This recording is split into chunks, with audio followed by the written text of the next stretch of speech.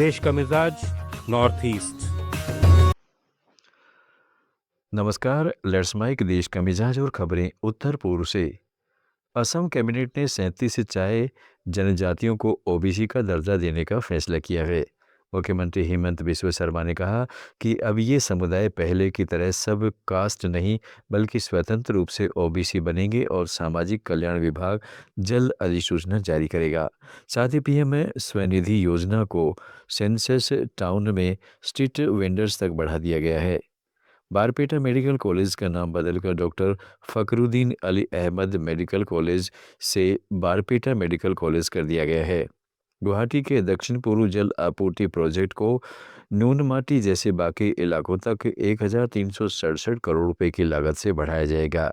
Cabinet ने 24,800 करोड़ रुपए के 6 निजी निवेश प्रस्तावों को भी मंजूरी दी है। लेट्स माइक देश का मिजाज नॉर्थ ईस्ट।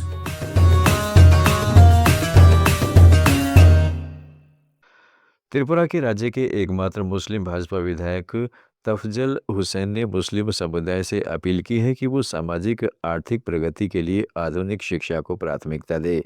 अगरतला में अल्पसंख्यक कल्याण योजना के उद्घाटन समारोह में उन्होंने कहा कि आधुनिक शिक्षा की कमी ही समुदाय के पिछड़ेपन का बड़ा कारण है।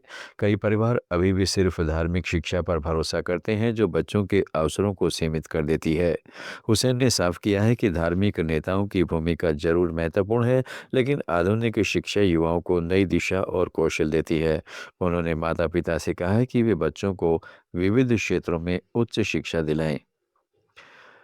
मणिपुर में थाडो स्टूडेंट्स एसोसिएशन ने थाडो इनपी जनरल हेडक्वार्टर्स यानी TIGHQ की 5 मार्च को जारी संयुक्त घोषणा को पूरी तरह खारिज कर दिया है। छात्र संगठनों ने इसे गैरकानूनी, अमान्य और मानहानिकारक बताया क्योंकि यह बिना हस्ताक्षर, नाम या मोहर के अनाम तरीके से फैलाई गई थी। एसोसिएशन का कहना है कि इससे थाडो समुदाय को बदनाम करने और बांटने की कोशिश की जा रही है, जबकि कानून के मुताबिक सिर्फ सरकार या अदालत ही किसी संगठन को अवैध घोषित कर सकती है।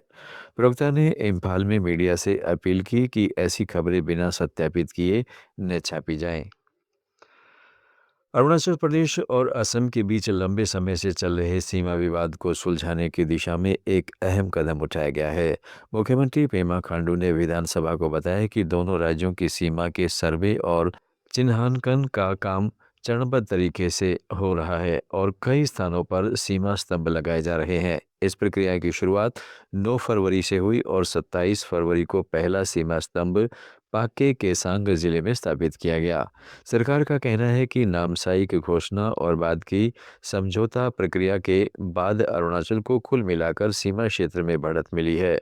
कांडू ने यह स्पष्ट किया है कि राज्य ने असम को कोई भूमि या वन क्षेत्र नहीं सौंपा है और बाकी जिलों से जुड़े मुद्दों पर संयुक्त समितियां जांच और बातचीत के जरिए समाधान की दिशा में काम कर रही हैं।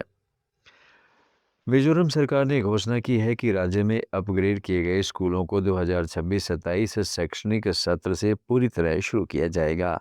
स्कूल शिक्षा मंत्री वनलाल थलाना ने विधानसभा में बताया कि इन संस्थानों के लिए जरूरी कानूनी और प्रशासनिक प्रक्रियाएं पूरी की जा रही हैं ताकि अगले सत्र से वे नियमित रूप से काम कर सकें।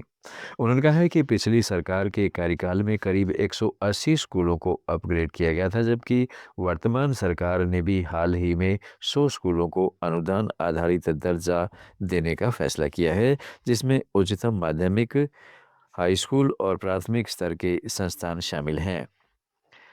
नागालैंड के मुख्यमंत्री नेफ्यू रियो ने राज्य की जनगणना से जुड़े आंकड़ों में गंभीर गड़बड़ियों की ओर ध्यान आकर्षित किया है।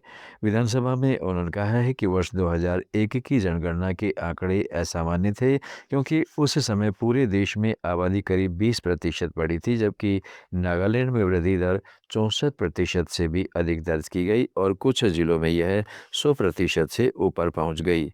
मुख्यमंत्री ने कहा है कि गलत जनसंख्या आंकड़ों का असर सरकारी योजनाओं और शिक्षा व्यवस्था पर भी पड़ा, जिसके कारण कई ऐसे स्कूल बने या उन्नत किए गए जहां छात्रों की संख्या बहुत कम या लगभग शून्य है। देश के मिजाज में फिलहाल इतना ही। जुड़े रहिएगा लेट्स माइक के साथ। आप सुन रहे थे let's mike more than radio. Follow कीजिए हमें हमारे सोशल मीडिया